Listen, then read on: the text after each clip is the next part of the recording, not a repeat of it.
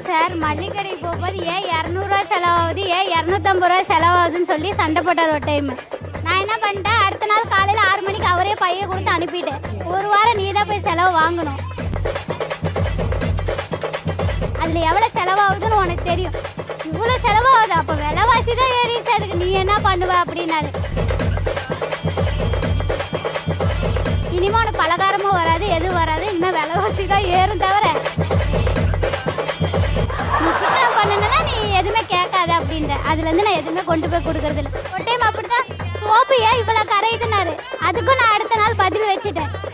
கவரை சுற்றி அந்த சோப்பு கவரை சுற்றி அந்த சோப்பும் கரையக்கூடாது, பாத்திரமும் கழுவணும் அப்படின்ட்டு நான் அந்த இடத்துல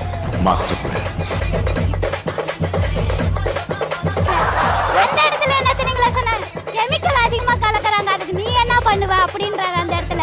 அப்புறம் இவர் என்ன சார் பண்ற, இவருக்கு எதாவது செஞ்சு தரணும்னு தோணுங்களா? ஆனா பயங்கரமான ஆளுங்க. சோப்பு பிளாஸ்டிக் சோப்பு கரையாம இருக்கு. அப்படியும் பண்ணாரு சார். ஒரு டைம் கடையில் 2 பேருமே டைப் ரைட்டிங் தான் பண்ணுவோம், பேசிட்டு தான் பண்ணுவோம். ஒரு டைம் சும்மா தானே இருக்கேன், சரி நான் போய் சும்மா போய் இருந்து பார்த்துட்டு வரேன், வீட்டில் போய் படுத்துக்கிட்டேன். பேசாம தூங்கி இருக்கலாம், நானே வந்து மாட்டிக்கிட்டேனே. வந்து என்னடா இப்ப சோறாக்கலையே, சும்மா இருந்து பாரு, நீ தானே சொன்ன, சும்மா இருந்து பார்த்துட்டு வரேன், நீ சோறு நீ ஆக்கி தின்னு கொண்டேன் ஒரே வார்த்தை. என்ன அம்மா என்ன